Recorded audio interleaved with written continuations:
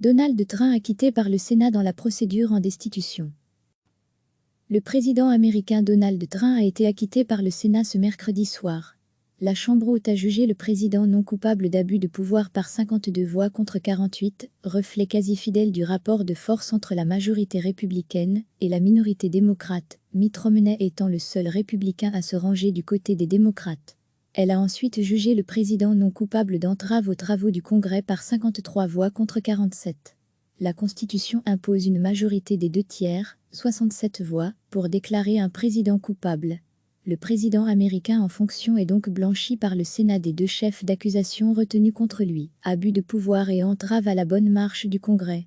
Plus tôt dans la journée, le sénateur républicain Mitt Romney avait déclaré qu'il voterait pour condamner Donald Trump. Il était alors le premier membre du parti du milliardaire à briser les rangs en faveur de la destitution du président.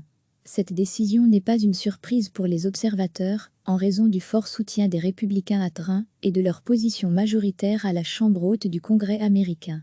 De plus, comme un vote de culpabilité exige une décision prise aux 2/3 par les sénateurs, il aurait fallu que plusieurs républicains fassent défection et rejoignent les démocrates pour condamner le 45e président des États-Unis. Ce scénario semblait hautement improbable, tant les républicains ont fait front avec leur leader. S'il avait voté la culpabilité de Donald Trump, le Sénat aurait entraîné la destitution du président républicain et une interdiction d'occuper tout poste officiel à l'avenir. Ensuite, l'actuel président aurait été passible de poursuites pour les mêmes faits, abus de pouvoir et entrave à la bonne marche du Congrès, devant les tribunaux civils ordinaires, avec une procédure normale. Il aurait été sujet aux peines normalement prévues par la loi. Le vote du Sénat américain, ce mercredi 5 février 2020, clôt donc la 3e procédure de destitution intentée contre un président américain en fonction. Une page se tourne à présent pour Donald Trump, qui va pouvoir maintenant se concentrer sur sa campagne en vue de sa réélection en novembre prochain. Si côté démocrate on soulignait déjà lors de la procédure la nature partisane des débats. Les élus démocrates de la Chambre ont d'ailleurs refusé à un moment de transmettre l'acte d'accusation à leurs collègues du Sénat sans garantie d'un procès juste. Ils réclamaient notamment la convocation de 4 témoins, dont John Bolton. John Bolton, conseiller de Donald Trump à la sécurité nationale, qui a affirmé que Donald Trump lui a dit en août ne pas vouloir débloquer une aide destinée à l'Ukraine tant que ce pays n'enquêterait pas sur le démocrate Joe Biden. L'homme était prêt à témoigner au procès, à condition d'être formellement convoqué par le Sénat. Le témoignage de ce proche du président qui aurait pu peser dans la balance a finalement été écarté grâce à un vote majoritaire des républicains. Les sénateurs ont en effet rejeté, le vendredi 31 janvier, à 49 voix contre 51, la possibilité d'entendre des témoins au procès en destitution de Donald Trump. Mais malgré ce vote, il y a quand même eu quelques réticences côté républicain. La sénatrice républicaine modérée Lisa Murkowski s'était ainsi dite curieuse d'entendre John Bolton. Le sénateur républicain Lamar Alexander avait, de son côté, concédé qu'il existait des montagnes de preuves contre Trump et qu'il a franchi une ligne.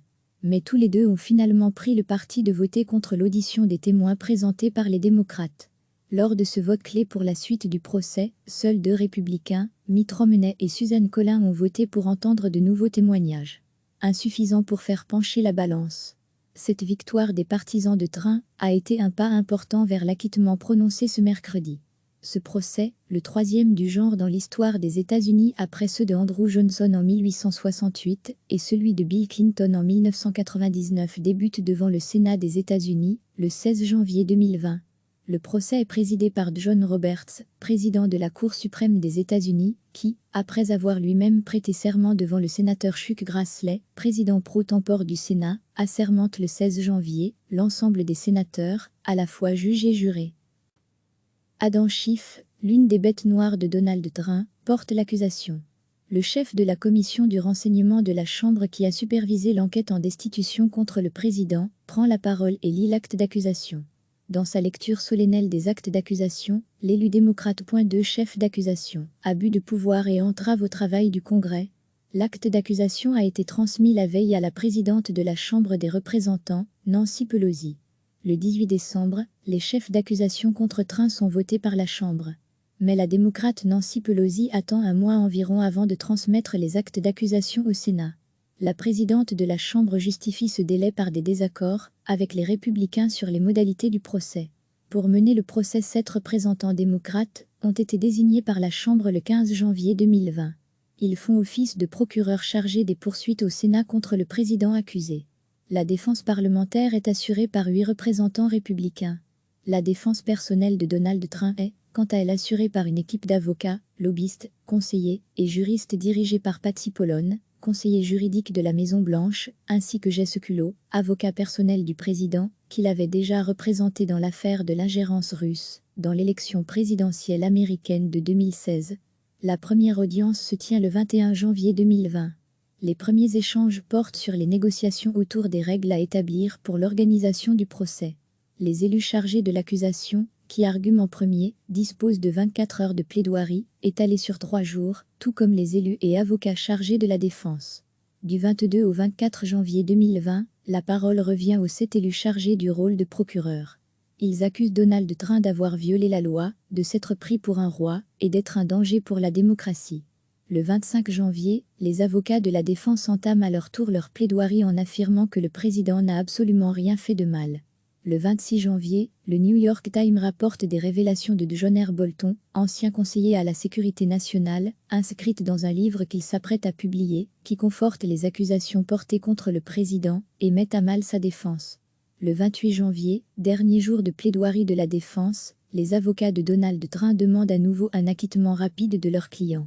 Le 31 janvier, par une majorité de 51 voix contre 49, les sénateurs rejettent l'audition de nouveaux témoins, notamment celui de Bolton, et ouvrent la voie à un vote sur le verdict le 5 février.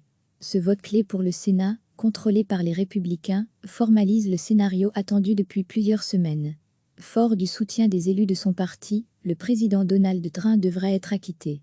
Finalement, ce 5 février 2020 clôt donc le 3e procès en destitution de l'histoire des États-Unis, après Andrew Johnson en 1868 et Bill Clinton en 1999 avec le même résultat. Aucun président américain n'a encore été destitué. Recevez chaque matin l'essentiel de l'actualité. Le président américain Donald Trump a été acquitté par le Sénat ce mercredi soir. La Chambre haute a jugé le président non coupable d'abus de pouvoir par 52 voix contre 48, reflet quasi fidèle du rapport de force entre la majorité républicaine et la minorité démocrate, Mitt Romney étant le seul républicain à se ranger du côté des démocrates. Elle a ensuite jugé le président non coupable d'entrave aux travaux du Congrès par 53 voix contre 47. La Constitution impose une majorité des 2/3, 67 voix, pour déclarer un président coupable. Le président américain en fonction est donc blanchi par le Sénat des 2 chefs d'accusation retenus contre lui, abus de pouvoir et entrave à la bonne marche du Congrès. Plus tôt dans la journée, le sénateur républicain Mitt Romney avait déclaré qu'il voterait pour condamner Donald Trump. Il était alors le premier membre du parti du milliardaire à briser les rangs en faveur de la destitution du président. Cette décision n'est pas une surprise pour les observateurs, en raison du fort soutien des républicains à Trump et de leur position majoritaire à la Chambre haute du Congrès américain. De plus, comme un vote de culpabilité exige une décision prise aux 2/3 par les sénateurs, il aurait fallu que plusieurs républicains fassent défection et rejoignent les démocrates pour condamner le 45e président des États-Unis. Ce scénario semblait hautement improbable, tant les républicains ont fait front avec leur leader. S'il avait voté la culpabilité de Donald Trump, le Sénat aurait entraîné la destitution du président républicain et une interdiction d'occuper tout poste officiel à l'avenir. Ensuite, l'actuel président aurait été passible de poursuites pour les mêmes faits, abus de pouvoir et entrave à la bonne marche du Congrès, devant les tribunaux civils ordinaires, avec une procédure normale. Il aurait été sujet aux peines normalement prévues par la loi. Le vote du Sénat américain, ce mercredi 5 février 2020, clôt donc la 3e procédure de destitution intentée contre un président américain en fonction. Une page se tourne à présent pour Donald Trump, qui va pouvoir maintenant se concentrer sur sa campagne en vue de sa réélection en novembre prochain. Si côté démocrate on soulignait déjà lors de la procédure la nature partisane des débats. Les élus démocrates de la Chambre ont d'ailleurs refusé à un moment de transmettre l'acte d'accusation à leurs collègues du Sénat sans garantie d'un procès juste. Ils réclamaient notamment la convocation de 4 témoins, dont John Bolton. John Bolton, c'est ce conseiller de Donald Trump à la sécurité nationale, qui a affirmé que Donald Trump lui a dit en août ne pas vouloir débloquer une aide destinée à l'Ukraine tant que ce pays n'enquêterait pas sur le démocrate Joe Biden. L'homme était prêt à témoigner au procès, à condition d'être formellement convoqué par le Sénat. Le témoignage de ce proche du président qui aurait pu peser dans la balance a finalement été écarté grâce à un vote majoritaire des républicains.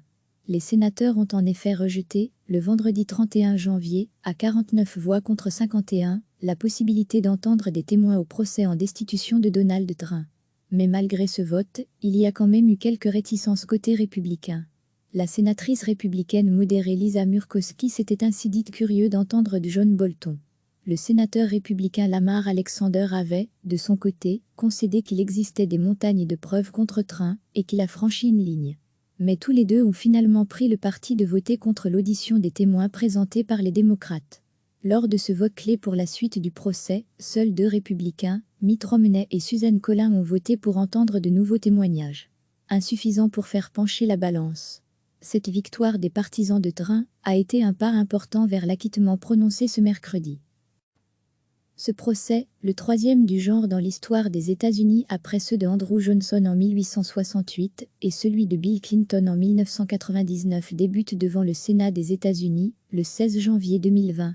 Le procès est présidé par John Roberts, président de la Cour suprême des États-Unis, qui, après avoir lui-même prêté serment devant le sénateur Chuck Grassley, président pro tempore du Sénat, assermente le 16 janvier l'ensemble des sénateurs, à la fois juges et jurés. Adam Schiff, l'une des bêtes noires de Donald Trump, porte l'accusation. Le chef de la commission du renseignement de la Chambre qui a supervisé l'enquête en destitution contre le président, prend la parole et lit l'acte d'accusation. Dans sa lecture solennelle des actes d'accusation, l'élu démocrate pointe 2 chefs d'accusation, abus de pouvoir et entrave au travail du Congrès. L'acte d'accusation a été transmis la veille à la présidente de la Chambre des représentants, Nancy Pelosi. Le 18 décembre, les chefs d'accusation contre Trump sont votés par la Chambre. Mais la démocrate Nancy Pelosi attend un mois environ avant de transmettre les actes d'accusation au Sénat.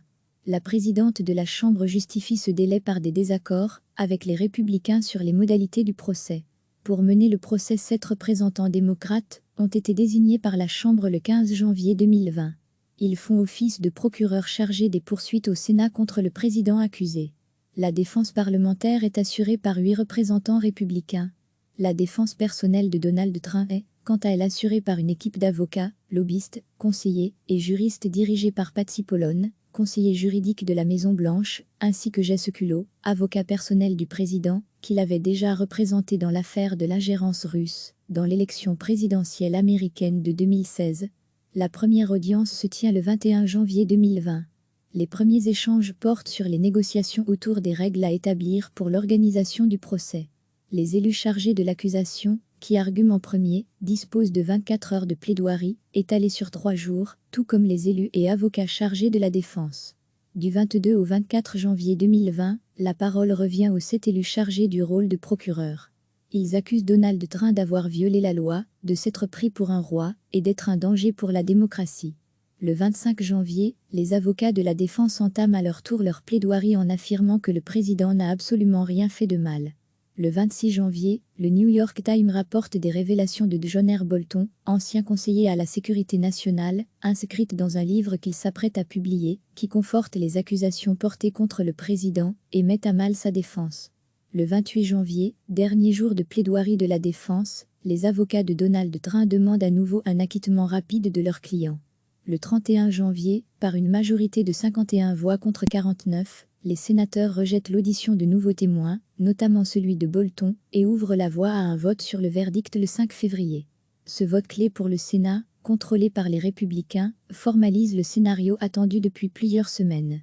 Fort du soutien des élus de son parti, le président Donald Trump devrait être acquitté. Finalement, ce 5 février 2020 clôt donc le 3e procès en destitution de l'histoire des États-Unis, après Andrew Johnson en 1868 et Bill Clinton en 1999 avec le même résultat. Aucun président américain n'a encore été destitué. Cliquez sur s'abonner pour recevoir les dernières nouvelles.